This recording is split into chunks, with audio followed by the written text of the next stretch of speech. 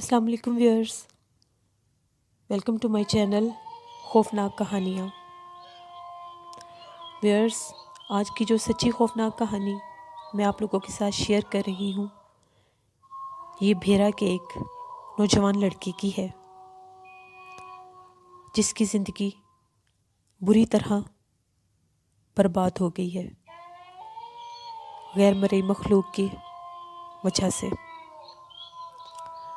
شہزاد، جو کہ بھیرا کا ایک رہائشی لڑکا ہے اور اس کی اپنی ایک ورک شاپ ہے، ایک دن شدید گرمیاں تھیں، اس کو ایک شٹر کی ضرورت تھی۔ اس کے ذہن میں اچانک خیال آیا کہ اس کے گھر کی بیک سائڈ پر جو ایک پلاٹ ہے جو کہ بند رہتا ہے، وہاں پر ٹوٹے کھنڈروں کے آگے ایک شٹر لگا ہوا ہے، کیوں نہ وہ اتار کر میں اپنی ورک شاپ پر لگا لوں۔ وہ اپنی ورک شاپ سے اٹھا اور سیدھا اس پلاٹ کی طرف چلا گیا۔ جب اس نے اس پلاٹ کا دروازہ کھولا اور اندر گیا، جو کہ ایک ٹوٹا ہوا پرانے زمانے کا کھنڈر نما گھر تھا، جب وہ اندر آیا وہاں پر بہت سناٹا تھا، دوپہر کا ٹائم تھا۔ اس نے آگے بڑھ کر وہ شٹر اتارنا چاہا۔ جیسے ہی اس نے اینٹوں کے اوپر چڑھ کر وہ شٹر اتارنا چاہا، پورے پلاٹ میں بہت ہی شدید تیز ہوا اور آندھی چلنے لگ گئی۔ وہ بہت زیادہ حیران ہوا کہ اتنی شدید گرمی میں، اتنی تیز دھوپ میں اچانک آندھی کیسے آ سکتی ہے۔ اس نے بہت کوشش کر کے وہ شٹر وہاں سے اتارا اور باہر لا کر اپنی بائک پر رکھ کر اپنی ورک شاپ پر لے گیا۔ جیسے ہی وہ اپنی ورک شاپ پر شٹر لے کر گیا، اس کی طبیعت بہت سخت خراب ہونے لگ گئی، اس کی آنکھوں میں بہت شدید درد ہونے لگ گئی، اس کی حالت اتنی غیر ہو گئی کہ وہ وہاں پر رک ہی نہ سکا اور اپنے گھر واپس آیا۔ جب اپنے گھر واپس آیا تو اپنے کمرے میں چلا گیا۔ سب گھر والے پریشان تھے کہ اچانک اس کو کیا ہوا ہے۔ اس کی مسز نے جا کر پوچھا کہ آپ کو کیا ہوا ہے۔ وہ سر جھکائے بیٹھا ہوا تھا، وہ چیخیں مار کر اونچا اونچا رونے لگ گیا اور کہنے لگ گیا کہ میری آنکھوں میں بہت شدید درد ہو رہی ہے، میری آنکھوں میں بہت جلن ہو رہی ہے، مجھے کچھ سمجھ نہیں آ رہی کہ میرے ساتھ کیا ہو رہا ہے۔ وہ چیخیں مارنے لگ گیا۔ سب گھر والے وہاں پر اکٹھے ہو گئے۔ انہوں نے پوچھا کہ تمہیں کیا ہوا ہے، مگر اس کی حالت اتنی غیر تھی کہ اس کو کچھ سمجھ ہی نہیں آ رہی تھی۔ وہ خوفناک آوازوں میں رونے لگ گیا۔ سب بہت پریشان ہوئے۔ ان کے گھر کے 2 گھر چھوڑ کر ایک مولوی صاحب کا گھر تھا، ان کو بلایا گیا کہ جلدی آئیں اور دیکھیں کہ اس کو کیا ہوا ہے۔ مولوی صاحب آئے، انہوں نے دروازہ بند کیا اور اس پر دم کرنا شروع کر دیا۔ اب وہ چیز جو کہ اس پلاٹ میں موجود تھی اس کے اوپر حاضر ہو گئی اور اس نے کہا کہ اس نے میرے گھر کے اوپر سے شٹر اتارا ہے اور وہاں پر میرے بچے کھیل رہے تھے جن کے اوپر اس نے چڑھ کر وہ شٹر اتارا ہے، میں اس کو زندہ نہیں چھوڑوں گی۔ وہ بہت خوفناک جنات تھے۔ انہوں نے اس کی آنکھیں اتنی خراب کی کہ اس کی آنکھیں ریڈ ہو گئیں۔ وہ مولوی صاحب کہنے لگے کہ اس کو چھوڑ دو، اس پر رحم کرو، اس کو چھوڑ دو، اس پر رحم کرو۔ وہ کہنے لگی سب سے پہلے یہ ابھی جا کر وہ شٹر واپس لگا کر آئے، اس کے بعد میں بتاؤں گی اس کے ساتھ کیا کرنا ہے۔ وہ اچانک کھڑا ہوا، کسی سے کچھ بھی نہیں کہا، چپ چاپ گھر سے باہر نکلا، ورک شاپ پر آیا، کسی سے کوئی بات نہیں کی۔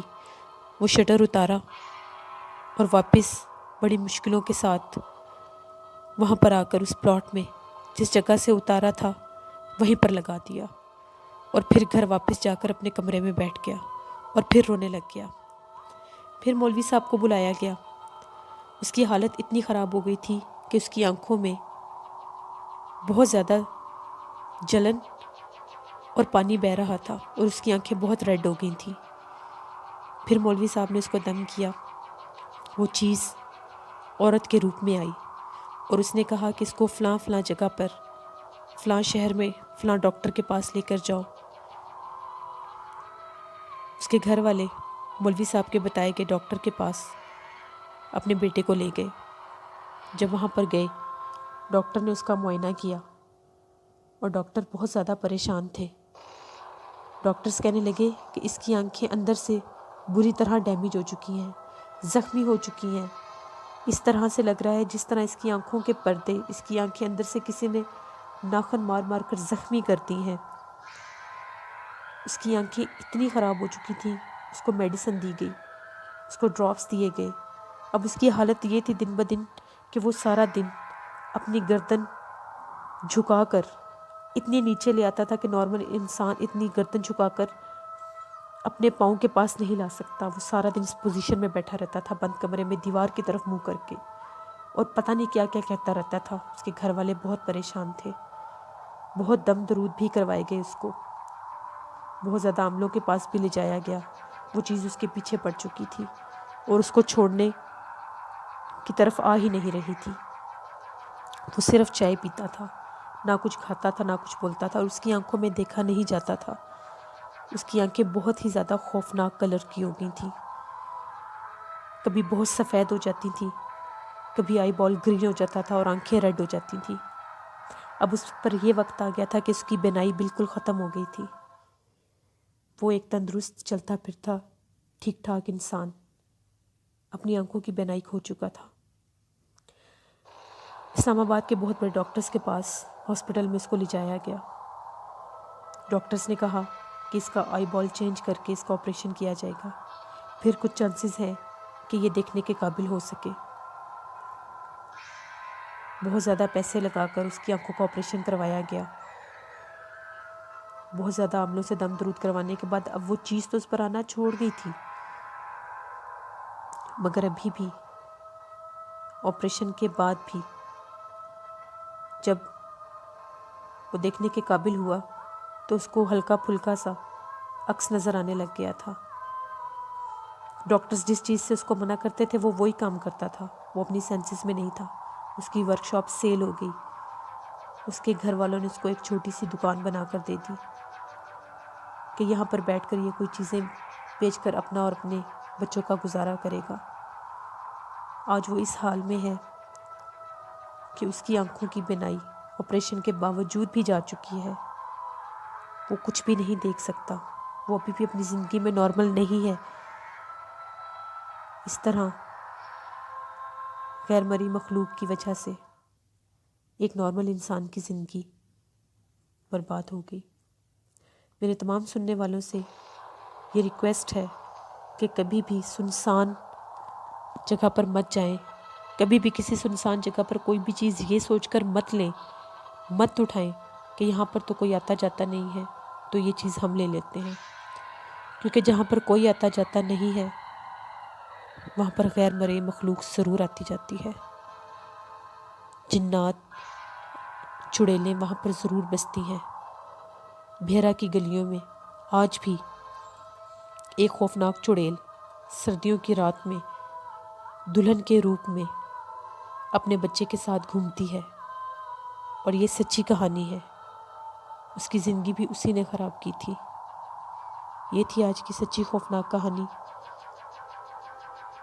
مجھے ضرور بتائیں کہ آپ کو میری خوفناک کہانیاں کیسی لگتی ہیں۔ میرے چینل کو سبسکرائب کریں اور زیادہ سے زیادہ میری خوفناک کہانیاں اپنے فرینڈس کے ساتھ شیئر کریں۔ Thank you for watching. اللہ نگہبان۔